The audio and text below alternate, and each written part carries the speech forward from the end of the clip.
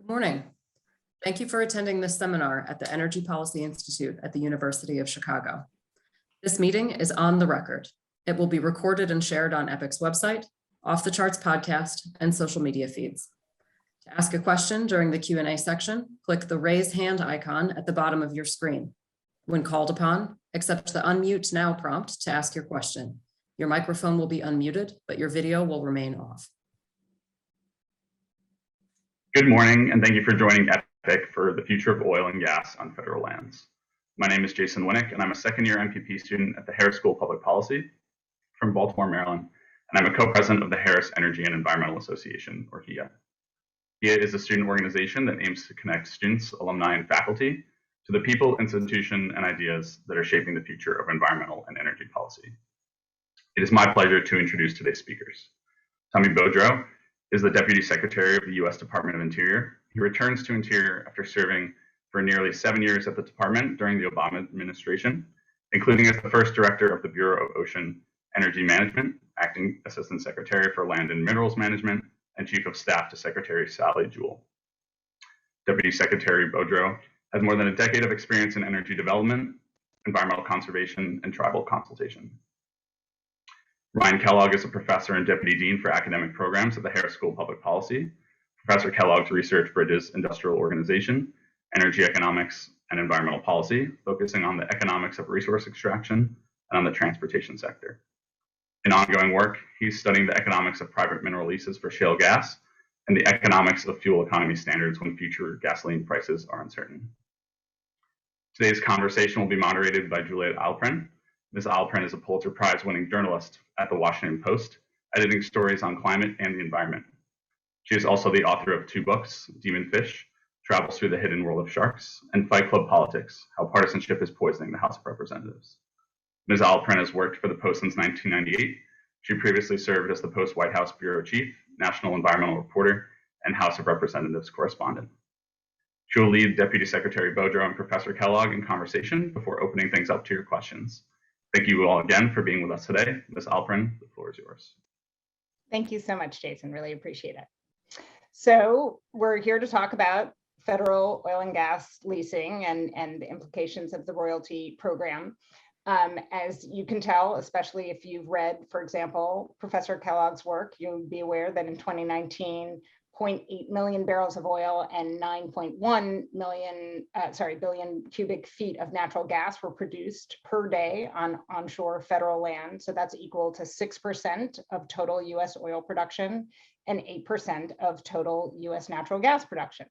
At the same time, royalty rates have basically stayed unchanged when you're talking about federal land as opposed to offshore for roughly a century. So given that the Bureau of Land Management has a royalty rate that's significantly lower than royalty rates in, for example, Louisiana, New Mexico, North Dakota, and Texas, one of the questions is, what should we do about that? And Ryan, I thought you could start us off by talking about what one could do about the rates itself, and then Deputy Secretary Beaudreau could chime in. Great, and thank you, Juliet, for moderating this. I'm really excited about this conversation overall. And I think it touches, I think, on a really important and challenging question, in a large part just stemming from the fact that the Deputy Secretary Beaudreau and Secretary Haaland have a really difficult job, and just in the sense of think about what the Department of Interior is supposed to do in terms of managing public lands. From a statutory perspective, they're supposed to accommodate a lot of diverse interests and multiple uses. Producing resources by statute, sort of under the multiple use doctrine, they're supposed to be managing public lands to produce resources for the benefit of the country, making those minerals available to firms at some fair market value, while at the same time protecting the environment, which the Deputy Secretary can probably say it more precisely than I am, but my thought on that is they're supposed to be doing a whole bunch of things at once, despite the fact that a bunch of those goals are in conflict with one another. Leasing oil and gas is a huge part of that. It's a huge part of the portfolio, and it's that leasing process that determines who's going to produce minerals, where they're going to produce them, and when they're going to produce them is probably the single most important part of the whole oil and gas process on public lands. And the royalty rate that you touched on has a large part to do with that. So for anyone in the audience not familiar with oil and gas royalties, basically the way it works for public lands, the Department of Interior imposes a 1/8 royalty on all oil and gas that comes out of public lands. That means every dollar of oil and gas that comes out of the ground from federal lands, basically 12.5% of that goes back to taxpayers. Some of that to the federal government, some of that to the relevant state. And one of the facts about federal oil and gas leases is that the royalty rates on onshore federal lands have, for a long, long time now, been substantially lower than benchmarks you get anywhere else in the country, whether it's private minerals, whether it's state minerals. Typical royalty rates nowadays, particularly in the shale era, are more in the order of 18% to as much as 25%, even get a few higher than that.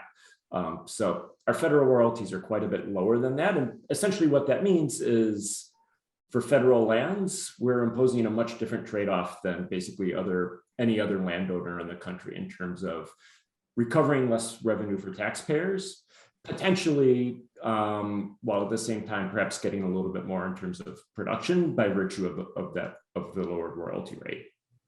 So it's a very different trade-off, and if you take the perspective that for federal lands, we should be sort of really emphasizing oil and gas production more than revenue, which I think is really hard to do these days if you're worried about climate. You can sort of accept that and say, okay. I think increasingly, sort of myself included, it's sort of not clear why we'd have such a big disconnect between what the feds do and everybody else. Excellent. Deputy Secretary Beaudreau, want to talk about how you're managing that disconnect? Thanks so much. And just off the top, thanks so much to University of Chicago and to the Institute for hosting this today. I did a similar conversation with EPIC back in the beginning of 2018, sort of early in the Trump administration. And it was on campus and the students were in the auditorium. Mark Templeton led it, and it was extremely interactive and a ton of fun. And I am just really happy to be able to join everyone today, albeit remotely. If you'll indulge me, the one favorite thing I had from that event was in advance, I got to wander around the law school and elsewhere. And of course, hunted down the portrait of President Obama in the law school. And my favorite thing about it was he had a name tag. So there was a time when Barack Obama had to wear a name tag at events. So you put your finger on it, Ryan. There's a lot of history here. We can sort of delve into it to the extent that it helps inform the discussion. But the bottom line is, Juliet, as you said, this royalty rate has been largely static throughout the history of the program. A lot of the Interior Departments and Bureau of Land Management's authorities are grounded in a bygone era. A lot of these authorities originate from the 70s, and for a host of reasons, the national policy priority at the time, and that is reflected in these authorities, was to get it out of the ground, to enhance domestic sources of energy supply, coal, oil, natural gas. And the machine that was set up, again, originating out of this bygone era, was to do, as Ryan in your paper describes, which is to put the thumb on the scale in favor of industry, in favor of production.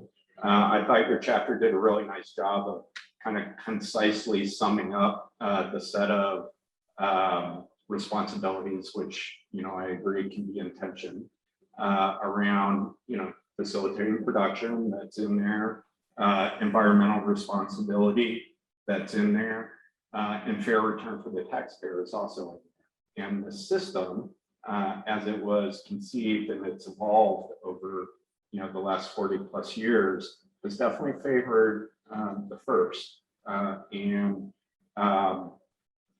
it creates a complex issue when you're purpose is to reform that system and to unwind 40 years of administrative practice to align the programs with the realities facing both the United States and the world, particularly around climate. So that's a tall order.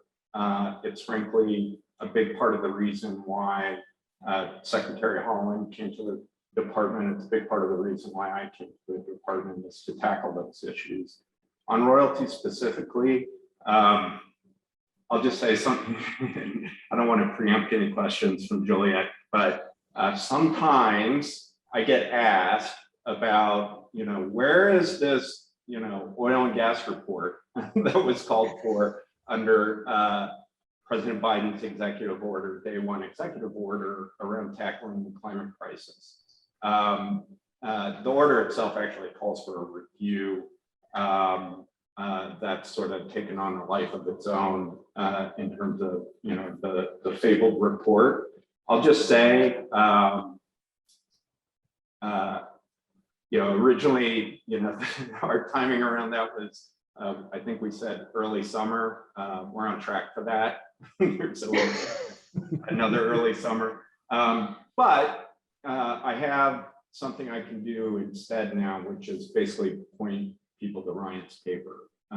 So nothing that has been sort of reflected in our review of the oil and gas programs is a big secret. It's essentially an exercise in documenting the misalignment between those programs and the realities of today, and the deficiencies and failures of that program over time to even sort of achieve the mandates that are in the statutes around, in particular, fair return.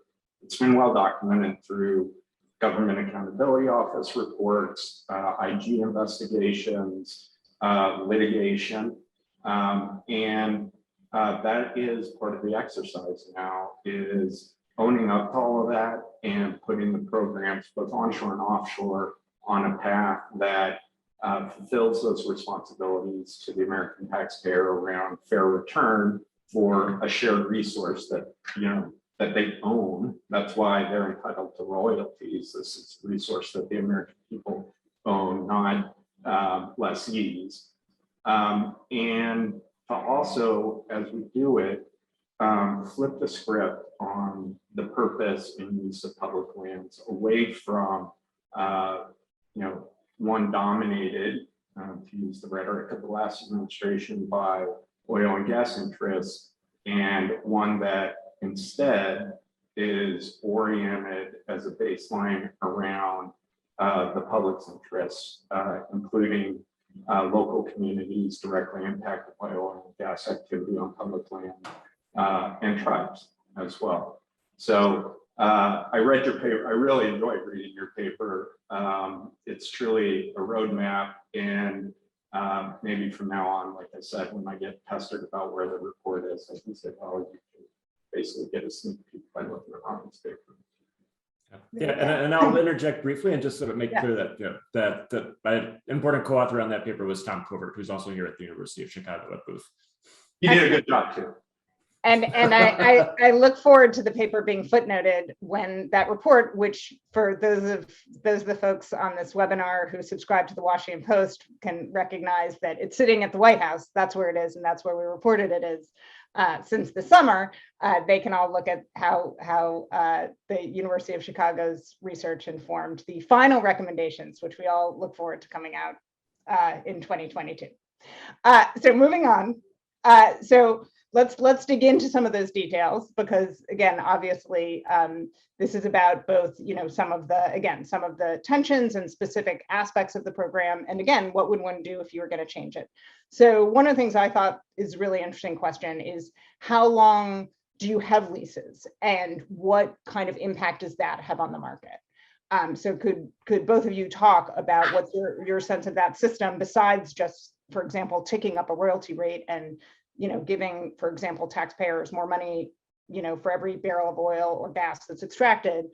What's the opportunity to shift how long companies have claimed to a particular spot of federal land?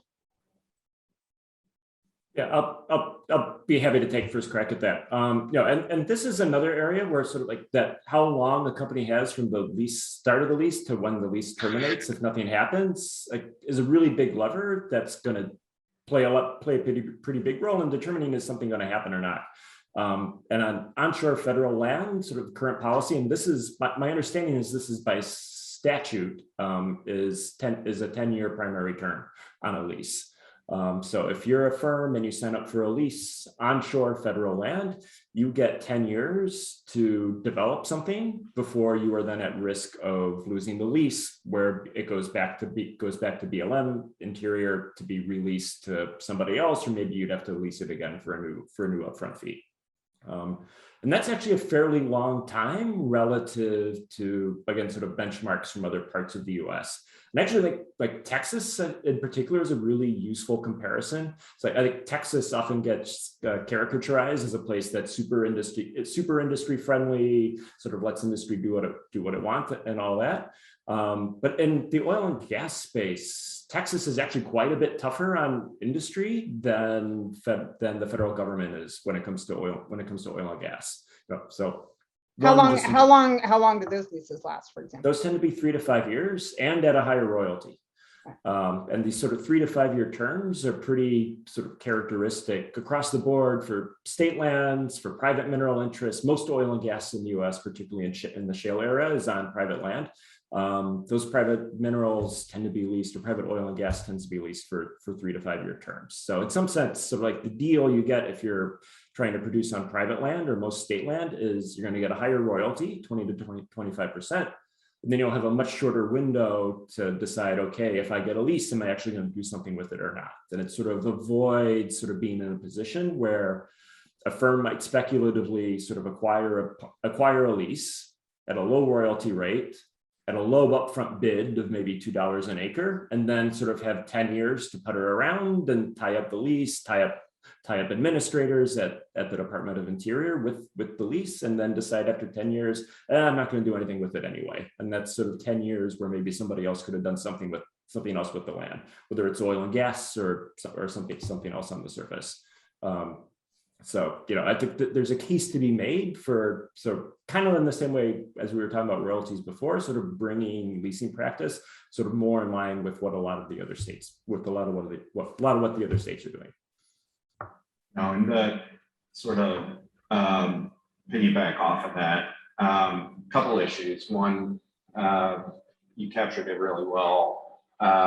Including the point that the 10-year lease term is statutory. It's embedded in the Mineral Leasing Act, which creates an issue that has to be solved for. And I'll just add a little bit to sort of the problem. The problem isn't merely that a lessee, an operator acquires a lease, they may dally on it, they may develop it, they may not develop it, maybe another operator would do better.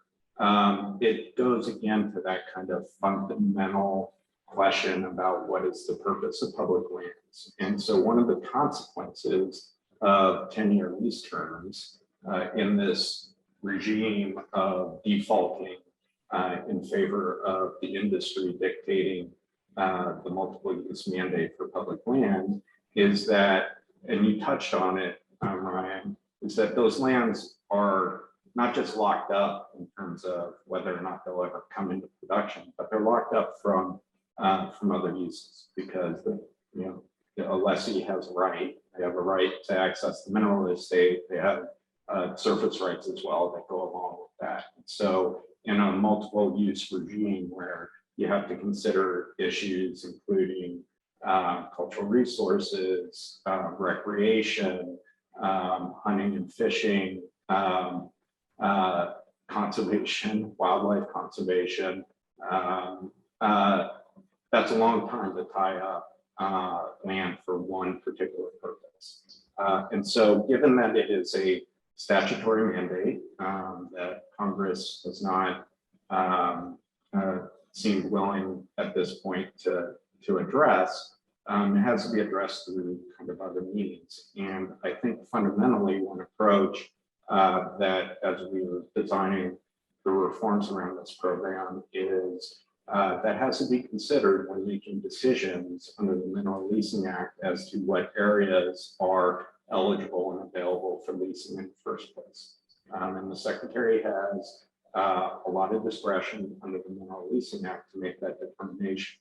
And so that determination should be informed by the lasting consequences of issuing a lease in the area. And in terms of our existing authorities and ways that this program should be reimagined, the effect of the 10-year lease term onshore, I think is relevant to making determinations on what's available and eligible for lease at the outset. Great. And following up on that, it's particularly timely that today the Biden administration is announcing that it's going to propose a 20-year withdrawal from the areas within a 10-mile radius of Chaco Canyon, and a hugely important tribal site as part of the summit that President Biden's convening today. Can you talk about that as kind of a case study in exactly the balancing act that you're talking about right now, and what are the real costs of doing that, as well as obviously the benefits of an area that's considered an incredibly important cultural and historic landscape? Yeah, so it's here we are coming off of COP and the convening in Scotland, and as you said, Juliet, pivoting right from that to a major convening of Washington, D.C. by President Biden and Secretary Haaland and the entire cabinet of tribal nations, and annual tribal nations summit, something that had never been convened during the Trump administration. So it's been a while, and it's really good to have tribal nations from all over the country back at the table to talk about trust, responsibilities, treaty rights, and the relationship between the federal government and tribal governments. Among the things that the administration has announced today in connection with the kicking off of the Tribal Nation Summit is the withdrawal from oil and gas leasing and development within a 10-mile radius of Chaco National Historic Park, which is a UNESCO site, among other things. The last administration, couldn't seem to come to the view of just leaving it alone, so kept kind of reproposing different lease sales in the vicinity of Chaco. And so one of the tools available to the Secretary or to the President is to withdraw an area from mineral leasing. And that's what is being done today with respect to the area around Chaco Canyon, to essentially start a process to consider and evaluate implementing a 20-year withdrawal. It's an important tool that is within the toolbox of the Secretary, the mineral withdrawal. And again, it's something that I think can be really effective, especially when protecting sensitive and sacred areas like Chaco. Okay, I thought we could now pivot to orphan wells, which is another another very important issue that's actually been, gotten, I think, more discussion here in Washington in, this year than it's had in quite a long time, and obviously also is a subject of Ryan and Tom's paper. So, clearly orphan wells pose both an environmental hazard in terms of public health and greenhouse gas emissions. As of 2018, there were, 56,600 documented orphan wells in the United States, although there are likely hundreds of thousands of additional undocumented orphan wells. And they're being cleaned up at a fairly slow pace of something in the neighborhood of, I think, roughly 3,000 odd wells a year. So assuming that there's a minimum cost of $24,000 per well, decommissioning both these documented and undocumented wells would cost billions of dollars. There is some money in the bipartisan infrastructure package for it, I believe. So maybe we could talk a little about that, but maybe we could start, Ryan, with you talking about, again, what could be a policy change in terms of bonding requirements that could impact that. And then we could flip over to what the government is actually doing about it right now and what could be done going forward. Yeah, I think you really hit it on the head. I really don't remember a time prior to this year where discussions of orphaned wells or abandoned oil and gas wells was a major part of the conversation, but like state government, federal government, whatever. And all of a sudden this year, that seems to have radically changed. For the good. It's an urgent problem that needs a lot of work. And part of it is, in the bipartisan infrastructure bill, which I believe is being signed today, there are several billion dollars, I can't remember the exact amount, for properly plugging and remediating abandoned wells. And this is a problem. This isn't just a federal lands problem. This is a problem on federal land, state land, and private land. And surely I don't know this for sure, but I'd be shocked if it were the case otherwise, that the bulk of these wells are on private lands, just given the fact that most wells in the US are on private lands. Some are undoubtedly federal lands too. And these are just a huge hazard in terms of local pollution. They leak methane, which is a terrible greenhouse gas pollutant. So like spending money and directing federal money at cleaning up these wells is a great investment. Just for the environmental aspects of it, it's also a great opportunity to employ sort of an oil and gas labor force that hasn't had as much work to do over the past couple of years. It's one of those sort of rare policy win-win-wins all around. But it then sort of leaves this question of, all right, we have this terrible mess where we have hundreds of thousands of orphan wells throughout the United States. How do we prevent that from happening again?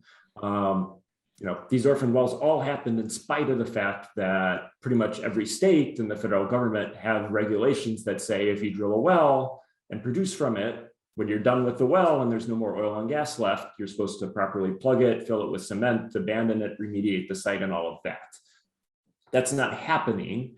Why isn't that happening? It's not happening because as wells get older, they tend to get sold off to sort of smaller and smaller and poorly capitalized oil and gas firms that then have a strong incentive to basically evaporate as an ongoing entity, go bankrupt, whatever the case may be, which then sort of leaves nobody left to pay the bills. So how do you prevent that? Sort of having a mandate that you clean up at the end of the day doesn't help that problem at all. And really the only way to deal with it is up front at the beginning when you decide to make the investment. Not only do you have to pay to actually drill the well, you have to front up a bond that's actually big enough to cover the reclamation cost at the end of the day. And particularly when we're talking about modern shale or oil and gas wells, those reclamation costs can be big, tens of thousands of dollars, if not more, for really sophisticated wells. And the problem is sort of modern day bonding requirements, both for the federal government and sort of state governments, are sort of nowhere big enough to cover those reclamation costs. So for instance, since we're talking about, I can pick on a lot of states, but since we're talking about the federal government, I'll pick on BLM. You, under sort of the current rules, if you're an operator in a state on federal land, you can cover all of your wells with a $25,000 bond, no matter how many wells you drill. Wow. And you're saying, and basically the best estimates are that it costs at least $24,000 per well to plug them at this point. Something like that. Exactly, for sort of a modern day shale oil and gas well that's not super shallow. Okay.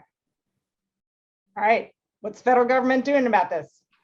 So a couple of things, and to just kind of take them in reverse, because you're right. The Infrastructure Act does have about $4.67 billion to be devoted to orphan well cleanup. But the way Ryan described it is exactly right. That in and of itself reflects, in my view, a regulatory failure. Part and parcel of the set of responsibilities, especially on public lands, but true under state law regimes as well. Part of the responsibilities when you acquire a lease is supposed to be to safely decommission those operations once they've run the course on their useful life. Decommissioning includes taking down the surface structures, but it also includes ensuring that the well is plugged and abandoned and left in a safe state, not only for concerns about pollution, but also methane release over time. And so there have been studies in recent years documenting the amount of GHG emissions coming from orphan wells. And so from a regulatory standpoint, both onshore and offshore, there's no question that the financial assurance regime, as it's currently implemented by the department, is inadequate. And it is another example of the way the game has been constructed with the industry's interests first. So the industry argument would be, come on, of course we have this obligation, but you're really going to have us tie up millions and millions of dollars of capital in bonding for this future obligation when that capital would be better put towards development and employing people, et cetera. And then the market takes over and these leases change hands and they kind of go downstream, and then you do get to the point where, as this year has shown us, the taxpayers left holding the bag, and that is not the regime that is contemplated under the Mineral Leasing Act or OXLA. And so we're having a very focused conversation on exactly this issue now as part of the reform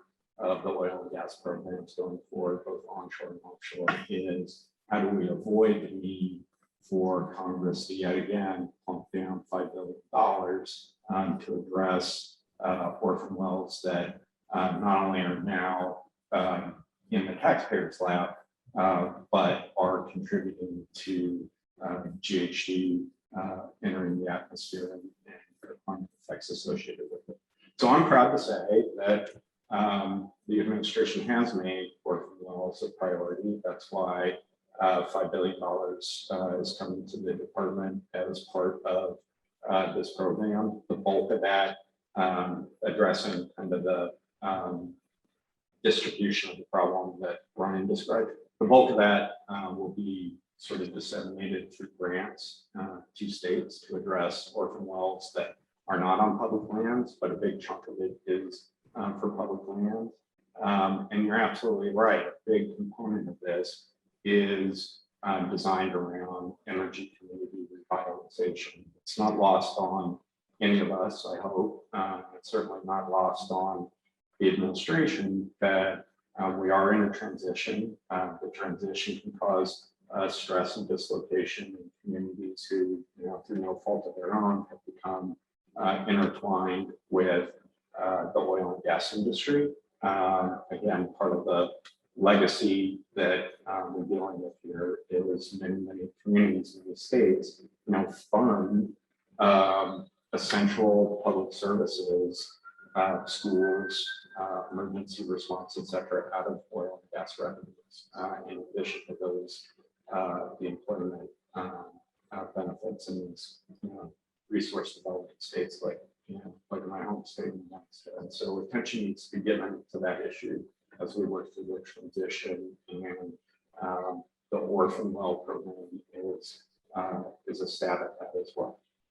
And just to clarify, and if you can't say this with precision, I understand. But so this money, right, as I understand it, so it's going to be grants to states, and then can states, spend it on plugging any kinds of orphan wells, or only the ones on either state or federal land?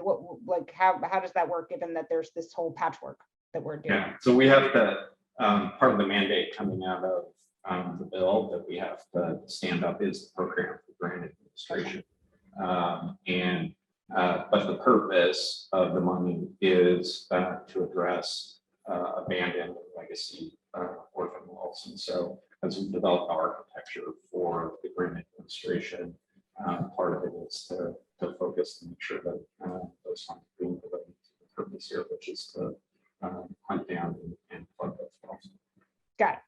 And then I wanted to ask at least one more question before we open it up to questions from our audience, which is, what I'm curious of, again, where are other, ways in which, again, the federal government without, as you mentioned, there's certain statutory requirements and that it would take congressional action to change. So are there other areas where you see, either of you, that, the administration could change the way we do federal oil and gas leasing, both in terms of, again, as we're talking about, addressing some of these priorities, but also maybe making certain things easier for industry to take advantage of these issues, because partially part of what they argue, right, is that yes, we pay a lower royalty rate, but the requirements are so burdensome, dealing with all this regulation, it actually is more costly to operate on federal land onshore. So maybe you could talk a little about, what are other ways in which things could change that would work and produce more benefits overall. Yeah, just really quick. This is what I think I'm really curious to hear what the Deputy Secretary has to say. I think like there's a balance to be struck between, we want to make sure, one, we're protecting the environment, and to delivering value for the taxpayer while letting companies do what they do. There are potentially ways to do that sort of don't at the same time involve, adding lots of bureaucracy. So for example, in the current royalty regime, put aside the fact that, we had the conversation about what royalty rate you set, like part of what sort of determines what's the royalty you pay. I think we talked about it earlier as a very simple, okay, you take the oil and gas revenue you get and divide it by, and sort of take 1/8 of it, and that's what goes. There's a whole complex process to determine what the value of oil and gas is, and can you deduct transportation, and can you deduct this, and can you deduct that, and what's the actual price you use, and there's a bunch of different ways you can do that, and in some sense the firm has lots of discretion. That becomes a burdensome process both for the firms, and it becomes a burdensome process for Interior to audit all of that. Because the rules have become complex over the years, and I think there's probably sort of a chain of firms asking for different things over time that sort of leads to that. But you can imagine sort of a trade that simplifies a lot of that. So like there are very well measured benchmark oil and gas prices like West Texas Intermediate and Oklahoma. Very good benchmark natural gas prices like Henry Hub in Louisiana, and sort of simplify a lot of that regime without making the royalties unduly burdensome. It's sort of one way to sort of try and achieve, we want to make sure taxpayers get fair market value, while at the same time not creating a bunch of administrative costs for both the firms and for the government on top of that at the same time. So there are ways to do those sorts of things, but implementing it requires its own work.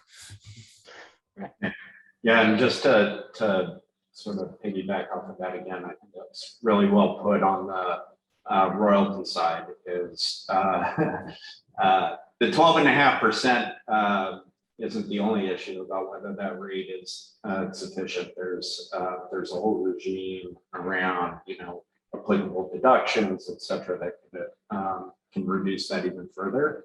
At the end of the Obama administration, we completed a rulemaking to reform that process that was undone during the Trump administration. And suffice it to say, we're going to be taking another crack at it. So that is a really good area. The other things I flagged, specifically in the leasing process, part of the burden, if you will, of operating oil and gas leases on public lands is the litigation potential. And so, and again, I have a lot of experience in this area, both at the department and outside.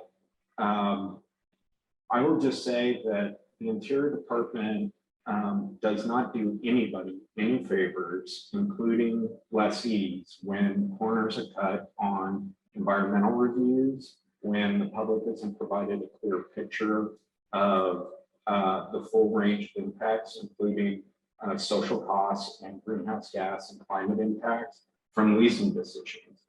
And so, and when that happens, lawsuits follow, and adverse rulings follow from those lawsuits, and the leases get remanded, and that contributes to years and years of delay in operators' ability to develop under their lease rights. And so because of inadequate NEPA work, environmental analysis under the National Environmental Policy Act, as well as inadequate consultation under Section 106 with tribes and other communities, and inadequate consultation under the Endangered Species Act, we're going to have the courts return 5,000 leases to the Interior Department issued by the Bureau of Land Management. And so now we got to deal with those. And so while I hear, industry arguments on like, oh, there's so many hoops to jump through, and that in and of itself is a burden and justifies a lower royalty rate, I'll just say, those hoops are the law. And when agencies cut corners for political reasons or otherwise to, expedite development, it's counterproductive. It leads to a lot of anger and hard feelings from communities that don't feel listened to, and it leads to litigation that blocks the development pieces. And so, to get back to kind of your question, Julia, part of the reform here needs to not only address fiscal terms, incredibly important. And, that was a big part of the focus of Brian's paper, but also the process itself. And so that means having, better environmental reviews that learn from litigation, but also directionally are in alignment with the overall policy priorities of the country, including around climate. It means from the outset reducing conflicts, either with wildlife habitat or cultural sites such as Chaco. And again, flipping the script away from the default is we can lease there to is there a reason to lease there? That will have the effect of reducing conflict, and I think ultimately a lot of the issues that block the ability of companies to develop their leases. And then finally, there does have to be consideration. The administration has made this a priority, kind of writ large around environmental justice issues. And so, this circles back into our conversation about orphan wells and the impacts on communities that have borne the brunt of a legacy of fossil fuel development. That has to be a factor in leasing decisions going forward, is the burdens that have already been placed on communities because of this legacy. And in doing so, I do think that you come up with a leasing program that is more aligned with the public's interest, reduces conflict, and I think in a way ends up answering some of those concerns that maybe the industry expects.